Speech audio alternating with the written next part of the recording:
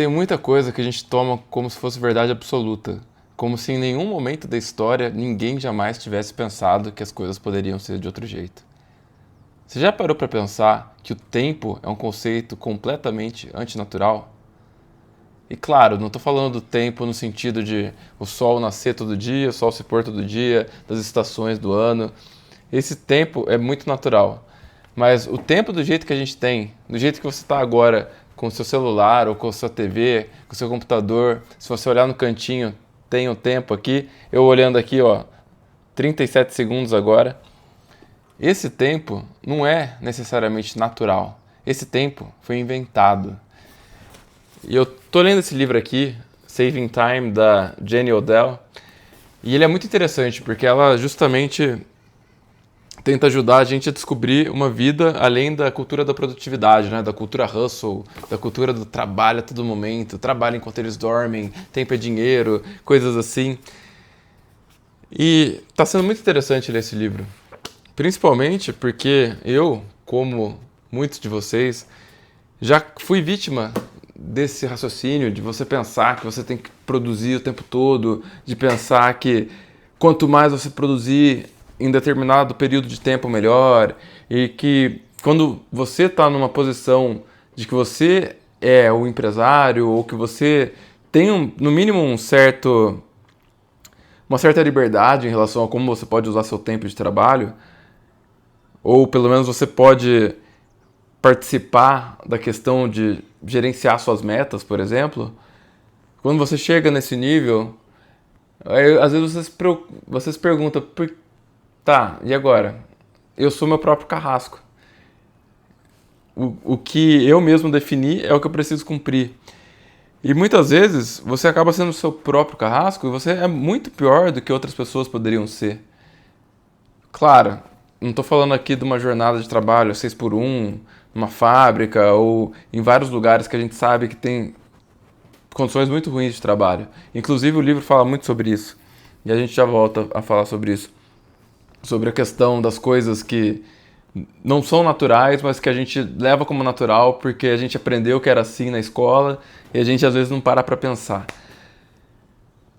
Mas em muitos contextos, as pessoas vão ter um pouco mais de receio de serem tão duras com você do que você pode ser com você mesmo. Na verdade, é até pior, porque é meio que infinita a crueldade que a gente pode ter conosco. Já parou para pensar nisso? Que às vezes você acaba sendo muito duro com você mesmo por alguma coisa que para as outras pessoas pode não ser nada demais, sabe? Às vezes você fez um errinho ali, uma coisa que você prometeu e não cumpriu, e você se cobra demais, como se fosse uma grande coisa, sendo que as outras pessoas talvez tivessem deixado passar aquela coisa, não iam achar nada demais, ou você poderia até tomar uma bronca, mas até aí também, né? O que tem? E voltando para a questão do tempo, a gente acha que é muito natural esse negócio do relógio e de dividir o dia em 24 horas, dividir a hora em 60 minutos e 60 segundos. Só que antigamente a gente não precisava de uma divisão tão precisa do tempo, que o pessoal chama de tempo do relógio, né? No livro, o tal, sei lá, 6 o'clock, né? Seria 6 of the clock. Não, of the clock, o tempo do relógio mesmo. Num jeito mais abstrato. E, na verdade, antes da Revolução Industrial, ou até um pouco antes, na invenção do sistema de correios lá na Inglaterra, você não tinha muito essa necessidade de você ter um tempo certo das coisas. Você sabia mais ou menos a época, tal, você sabia, vai chegar mais ou menos tal dia. Tinha até o calendário, mas você não tinha uma necessidade de coordenação tão grande quanto a gente tem hoje. Hoje em dia, realmente é impossível você pensar que a gente não tem um tempo igual para todo mundo, né? Um tempo... Ai, meu Deus, fugiu a palavra agora. Um padronizado. A gente tem um tempo padronizado para todo mundo. Todo mundo, supostamente, naquele fuso horário daquele país, está no mesmo horário. Mas isso não existia antigamente. Até 1800 e bolinha, não existia isso. Mesmo no Canadá, nos Estados Unidos, que são países continentais, que nem é o Brasil, cada lugar tinha seu próprio tempo. O que é muito louco você pensar, né? Mas cada lugar se baseava no tempo da torre do relógio, da igreja local ou da prefeitura. Então, em cada vilarejo, cada cidadezinha tinha seu próprio tempo, que era levemente diferente dos outros tempos das outras cidades a 30, 50, 100 quilômetros delas. Cada uma era levemente diferente, porque eles estavam justamente pensando no meio-dia ali, quando o sol está no ponto mais alto daquela região. Só que até então não tinha problema, porque como as pessoas se locomoviam de barco ou se locomoviam a cavalo, meio que tanto fazia, né? Você chegava na cidade nova, você descobria o novo horário, você tinha uma noção mais ou menos, agora tá bem depois do meio-dia, agora tá quase o sol se pondo, não, agora tá de manhã, o sol tá nascendo ainda. Então você tinha essa noção. Só que, meu Deus, os cachorros estão latindo muito aqui agora, tá difícil até de concentrar. Mas enfim, como eu não vou editar esse negócio, eu preciso me concentrar um pouco. Mas enfim, até essa época que inventaram a ferrovia, e depois também as fábricas, mais ou menos em paralelo, né, na época da Revolução Industrial, você não tinha essa necessidade tão grande de ter o tempo padronizado, justamente porque o tempo de você ir de uma cidade para outra era suficiente para você chegar na outra cidade e ser levemente diferente e não ter problema. Só que quando você começou com as ferrovias lá no Canadá, nos Estados Unidos, o cara que teve a ideia de fazer isso, de ter um horário de 24 horas padronizado, foi um engenheiro que estava trabalhando com essa parte das ferrovias lá no Canadá. E aí, como eram distâncias muito longas e que você estava numa velocidade relativamente alta ali, 50, 100 km por hora, aí realmente começou a fazer diferença. E aí, para você coordenar os trens em todas as diferentes localidades, você precisava ter um horário mais padronizado, para você poder ter aquela tabela dos horários para os trens passarem, para você ter uma noção, esse trem está atrasado, esse trem não está. E também por segurança, porque se você não estivesse coordenando muito bem os trens, poderia ser que tivesse algum acidente. Então foi por isso que eles resolveram inventar o tempo padronizado. E aí também eles acabaram escolhendo o meridiano de Greenwich, ali perto de Londres, que já tinha sido escolhido anteriormente pelos próprios ingleses, mas acabou anos depois ainda, acho que já foi até no século XX, que eles realmente padronizaram. Olha, aqui tem um mapa desse cara falando sobre a questão dos horários, né, do dia de 24 horas, o Sanford Fleming. E deixa eu achar aqui uma coisa interessante para te falar.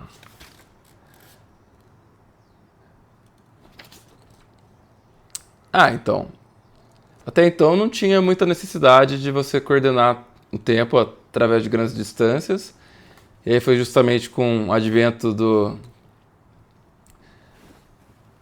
dos correios, que iam a cavalo na época, e depois do sistema de ferrovias, que eles começaram a fazer os relógios mestres. Então esses relógios mestres, eles eram sincronizados com o de Greenwich, na Inglaterra, e aí eles foram espalhando pelas cidades para que cada cidade tivesse um relógio mestre sincronizado com a hora padrão. E aí, essa foi a primeira vez que fizeram isso, né? E aí, quando eles inventaram esses relógios, eles começaram a mandar nos barcos também, né, que eles tinham os barcos colonizando o mundo inteiro, os ingleses.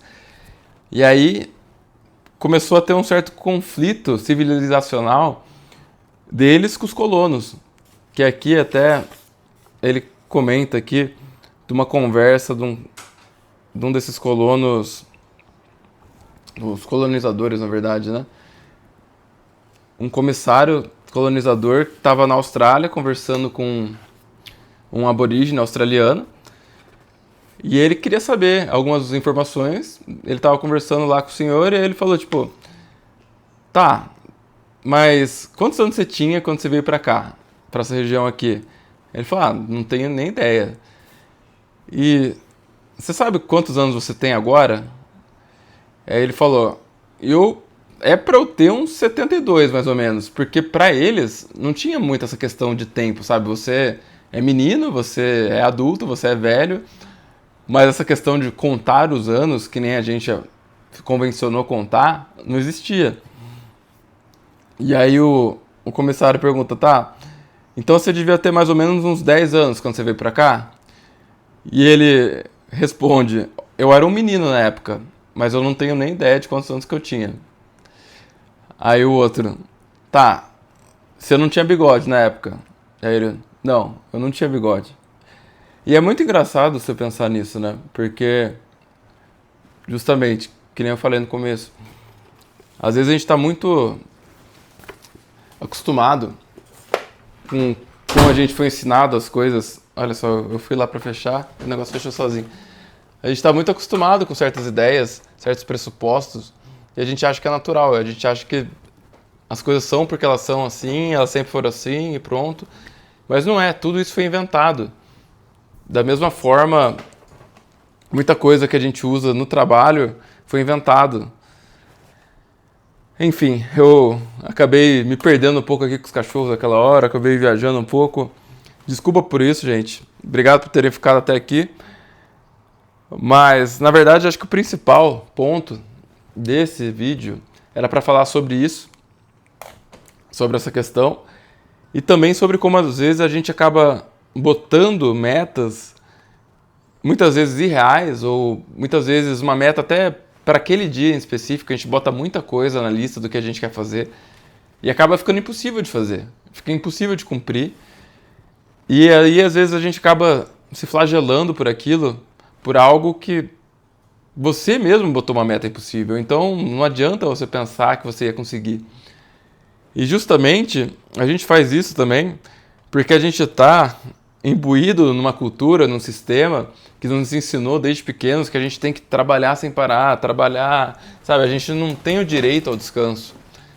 É difícil de colocar na cabeça que a gente tenha isso como direito, de meramente existir, de meramente descansar e de descansar de uma forma que não seja um descanso para alguma coisa, não seja um descanso produtivo, onde você aprende alguma coisa, ou não seja um descanso para simplesmente você poder no dia seguinte estar melhor para trabalhar, que também meio que foi um dos grandes motivos que inventaram o descanso remunerado ou que diminuíram as horas de trabalho no dia, não foi necessariamente pela lógica de você dar uma condição de vida melhor para o trabalhador, mas sim pela lógica de o trabalhador estar descansado, ele consegue trabalhar melhor, então ele vai acabar gerando mais lucro. Só que se você é seu próprio patrão, isso aí fica mais pernicioso ainda, porque aí você fica com essa cabeça de eu preciso trabalhar o máximo de horas possível, eu preciso tirar o máximo possível de cada hora, que é a cabeça que o capitalista usa com o empregado. Só que no caso, você é um mini capitalista de você mesmo, né, o CEO de MEI, ou um pequeno empreendedor, médio empreendedor, você acaba muitas vezes absorvendo isso e botando isso na cabeça, que você precisa também estar 24 horas por dia ali, trabalhando, pensando no trabalho, inventando coisas, pensando em ideias, e não necessariamente se deixando descansar. E esse é o caso comigo mesmo, e com muita gente que eu conheço, e que às vezes você tá ali numa época de final de ano, tá ali com a sua família, mas você acha que você precisa ainda fazer uma reunião, ou responder alguns e-mails, ou trabalhar um pouco, e você não se deixa descansar, às vezes, mesmo em períodos que você deveria, talvez, se deixar. Eu sei que não é sempre que a gente consegue mesmo, eu sei. Eu mesmo não consigo, eu mesmo tô aqui, que dia que é hoje? 26 de dezembro, tô gravando esse vídeo, você vai ver isso provavelmente ano que vem já, mas... eu tô aqui, ó, 26 de dezembro, pra não falar que eu tô mentindo, não sei se vai dar pra ver. 26 de dezembro, 10 para 7 da noite, e eu tô aqui gravando um vídeo, sabe? Eu fiquei hoje sem fazer nada, trabalhei um pouco, mas aí fiquei lendo também, fiquei pensando, que eu precisava gravar mais vídeos, porque eu mesmo me impus uma meta de gravar 30 vídeos em 30 dias. Então você tá vendo como que funciona esse negócio e por que que é tão interessante essa questão do tempo e tal. E eu vou acabar tendo que fazer vários vídeos, porque... Até porque, como eu não tô editando, eu não posso ficar 3 horas aqui falando, depois editar e deixar um negócio bom pra vocês. Então eu não vou fazer isso com vocês. Eu vou dividir em mais vídeos toda essa questão.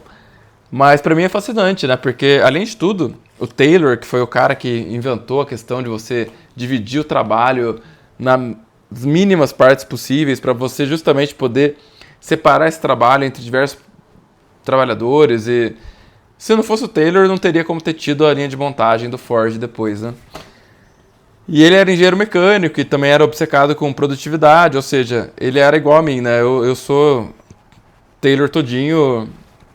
Não é à toa que eu tive burnout super cedo, porque eu peguei essa lógica dele de produtividade, de como ser mais efetivo, não sei o quê. Só que eu joguei pra mim mesmo. Né? Eu mesmo tentando fazer a rotina perfeita e ser o mais efetivo e blá blá blá. Só que isso, obviamente, é insustentável. Não tem como. De qualquer forma, obrigado por assistir. Espero que você tenha gostado. Se você gostou, por favor, deixa o like, comenta aí alguma coisa pra ajudar o algoritmo a mandar nosso canal pra mais gente. Tamo junto e é nóis.